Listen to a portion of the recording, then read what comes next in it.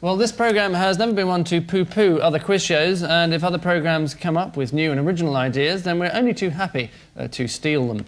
And so it is, with this traditional sense of fair plagiarism very much in mind, that we present our own version of Mastermind, featuring the same rules, the same format, and the same spotlight.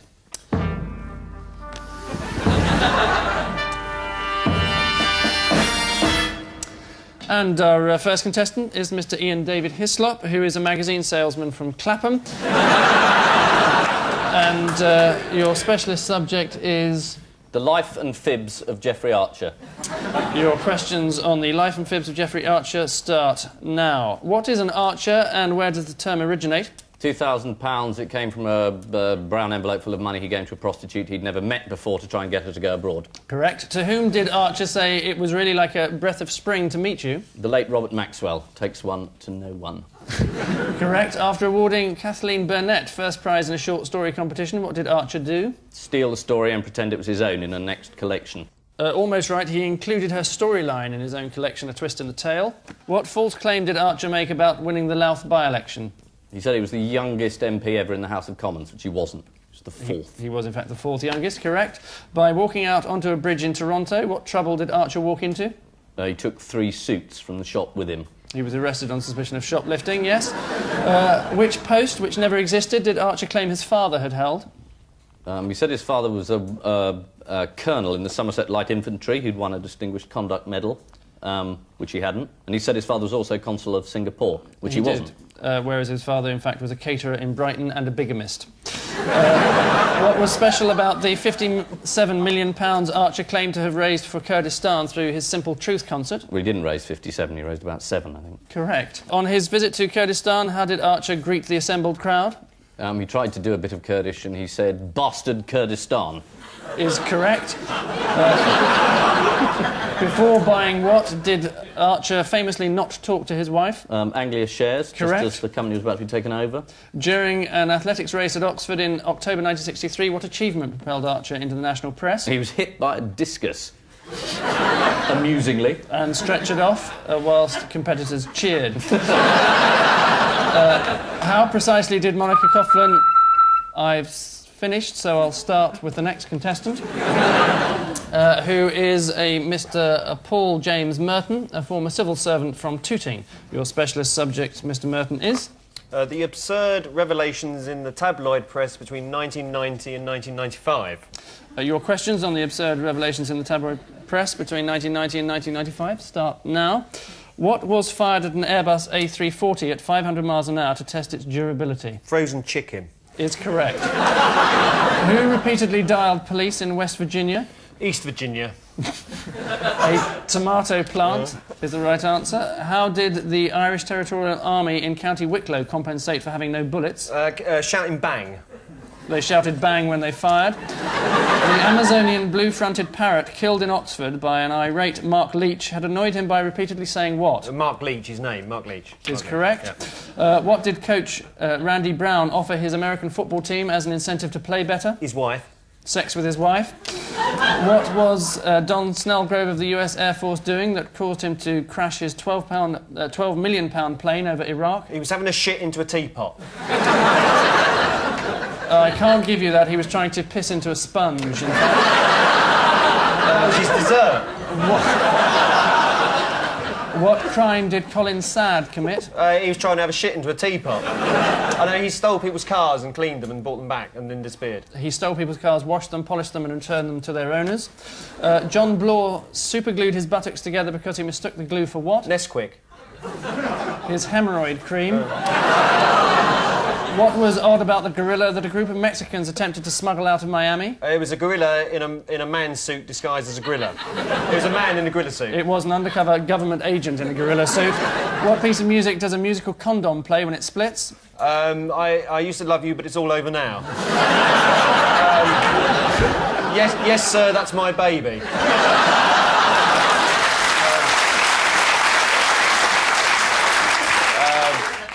Beethoven's I've started, Fifth so I'll finish. Is the right answer. Why were Paul Osborne's racing pigeons so successful? They had bikes. He fed them on cannabis, is the answer. But they had bikes as well. Did they? Yes. And that concludes our brave, if ultimately misguided, attempt at our mastermind round, which brings the present score to undreamed of heights, because Paul and Eddie are now at a dizzy 23, whilst Iain and Richard are virtually suffering from vertigo with 24. Which one of the twins do you get on well with better? Iain or Duncan? I'm a great admirer of both. Yeah. Since you put it that way. What is this thing about them being two people? What does Iain and Duncan Smith. It's the first time identical twins have ever led a major Conservative party. I see, it's a conceit. It's a conceit, Boris. Do you not know very much about your leader? No, I do. I'm happy to say there was a very important... It strikes me you didn't know there was two of them. So, how much you know, it's really up to you. Well, you claim you know a lot about your leader. I think we should probably put you to the test.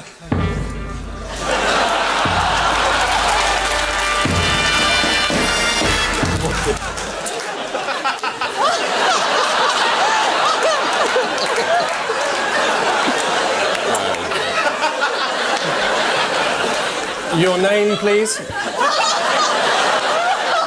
your specialist subject? My name's Boris Johnson. No, it is in fact Alexander Boris de Pfeffel Johnson. Isn't it? It is. Yeah. And your occupation, Alexander Boris de Pfeffel Johnson? I'm a member of Parliament. Well, we'll gloss over that one. Your specialist subject is Iain Duncan Smith, whether you like it or not, and your time starts now. What is Iain Duncan Smith? Do I have to do this? Yes.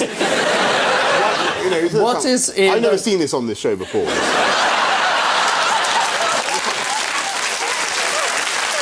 What is Iain Duncan Smith's first name?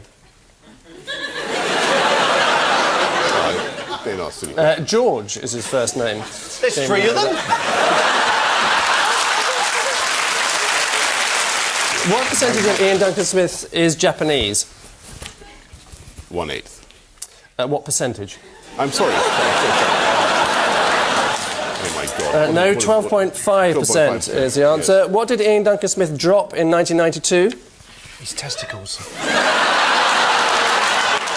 His hyphen is the answer. What did he do in the House of Commons canteen in June this year when staff told him it was too early to buy breakfast? What is such a trivial question? No. How am I supposed to know the answer to this ridiculous question? This is an insult. I'm sorry, it's your leader. You should know about these things. He threw his tray in the air and stormed out, apparently.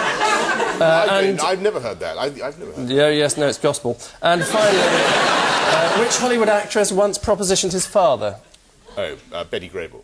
Is the wrong answer. It's Marilyn Monroe. And at the end of that, Mr. Johnson, you've scored no points. Well, I think it was In the past, this programme has never been afraid to borrow, and by that I obviously mean steal, formats from other programmes. But tonight we're proud to introduce our very own original quiz, Master Brain.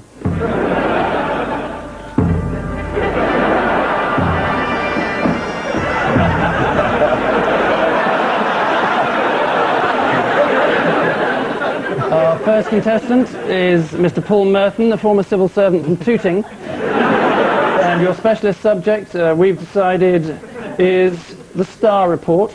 And your time starts now. What did Monica Lewinsky initially believe these semen stains on her dress to be? Coconut. No spinach dip. What remark did Clinton make during the notorious cigar incident at the Oval Office? It won't light properly. No, it tastes good. How did Lewinsky greet Clinton when he was shaking hands in a lineup at his 50th birthday celebration? She kissed him on both cheeks. He was tiny shoelaces at the time.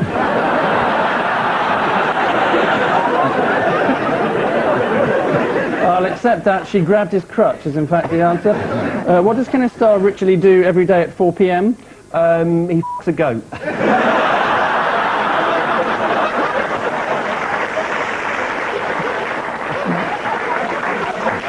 Sorry, a horse, sorry. I can't accept it. Drink a cup of Earl Grey tea is in fact the answer. Who said in 1987... that would be... a coffee vending machine on the 5th floor of the BBC.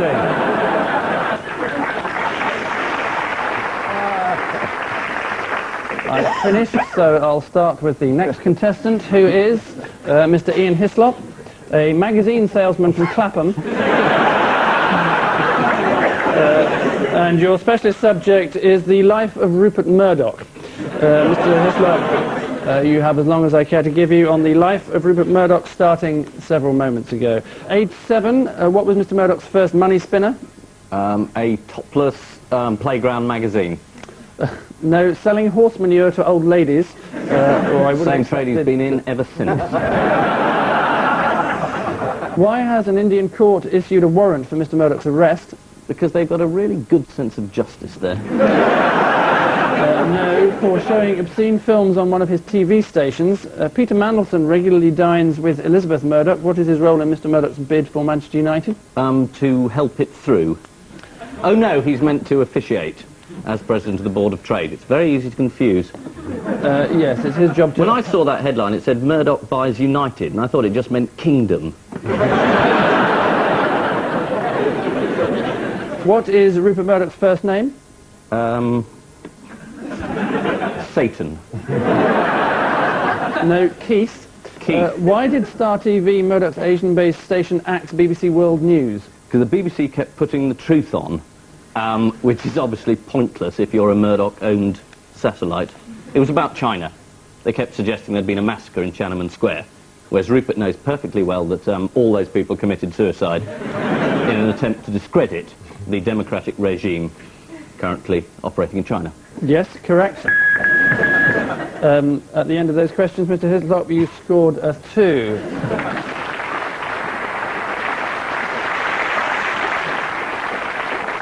Our next contender is a Mr. Magnus Magnusson, a quiz show host from Reykjavik, and your specialist subject, Mr. Magnusson, is obviously Mastermind. You have as long as you like on the subject of Mastermind, starting now. What unpleasant fate befell the Black Chair in 1978 and 79? It was kidnapped. It was kidnapped, the first time by students for a ransom of £50. Yes. What question did you get wrong on Quiz Ball in 1968 that would have won the programme for Kilmarnock FC? What was the name of the American playwright who married Marilyn Monroe? Correct. And who was the American playwright who married Marilyn Monroe? I had problems with that, because all I could remember was the name of the surgeon who operated my mother's kidneys.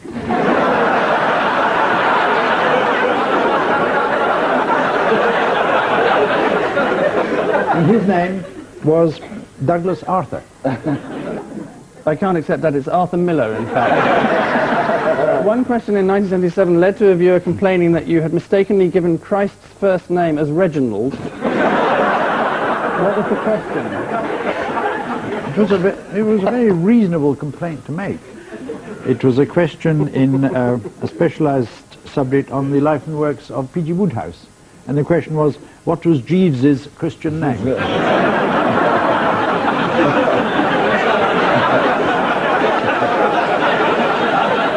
Absolutely correct. And what was Jeeves's Christian name? Reginald. Correct. Mastermind has its own fan club. What's the name of its magazine? Pass. Correct. Which language did you most dread having to read as part of the questions? French. Correct. Marcel Proust's Remembrance of Things Past was entitled what in its original language? Are you ready for this? À la recherche de la tombe perdue. No, à la recherche de temps perdu. And at the end of that round, Mr. Magnusson, you have scored 6 points. And so to our final contender, Mr. John Simpson, your full name, please. John Cody Fiddler Simpson. Mr. Fiddler Simpson is the BBC World Affairs editor, and your specialist subject is, therefore, Christmas cracker jokes. Mr. Fiddler Simpson, you have as long as you can stand it on Christmas cracker jokes, starting... I've had enough. No. What's black and white and red all over? I think that was a nun that was knocked out. Oh no, that was something else, wasn't it? I'll accept a nun chewing razor blades. In fact. What's brown and sticky? Is that what, a stick, is it? A stick. A stick. How do you make a Venetian blind? Sand in his eyes. Sand in his eyes. Listen, I'm sorry. I really am sorry for everything I've done. You know, I confess. Whatever it is, I confess Poke it. him in the eye is, in fact, the answer. Colonel Gaddafi wasn't farting at all. What time did the Chinaman go to the dentist? 2:30. 2:30. 2:30. That is...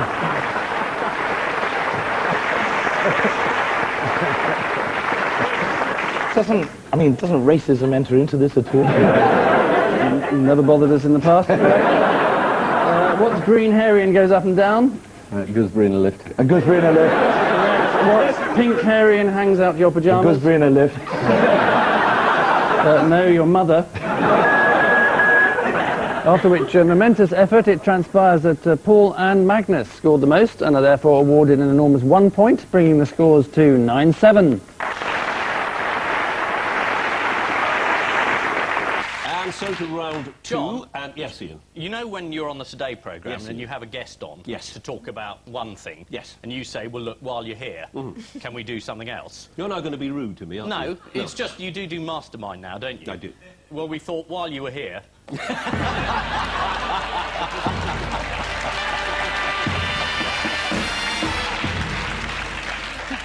Your name, please. John Humphreys. Mr. Humphries, your specialist subject is the life and times of John Humphreys, and your time starts now. Who said in an interview earlier this year, to lose your temper is unforgivable? John Humphreys. Correct. And what did he then do during the Today programme on the morning of Friday the 17th of October this year? It was reported in the newspapers that he threatened to resign. He lost his temper, didn't he, John? He was heard shouting in the background, according to The Guardian. Why The would I issue have shouted according to The Guardian?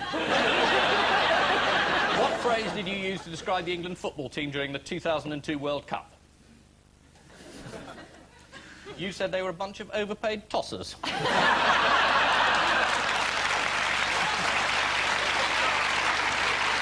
And? And is that still your view? Pass. In 1995, what did you give as a present to the then Chancellor of the Exchequer, Ken Clarke? A calculator. And when I handed it to him, the Chancellor of the Exchequer said, "Oh, what's this?" I said, "It's a calculator." He said, "Ah, I've never really figured out how to work one of these things." In 1995, who suggested the BBC should be renamed the Blair Broadcasting Corporation and accused you of ego trip interviewing? Jonathan Aitken. Subsequently convicted for perjury. By 2002, how many invitations to appear on the Today programme had Tony Blair turned down since coming to power? Couldn't count. 40. How many times has Blair appeared on Breakfast with Frost? 45. 19. Close. On the Today programme on 2002... You're meant to say I've started, so I'll finish. I've started, so I'll finish. Go on. Either that or the microwave's ready.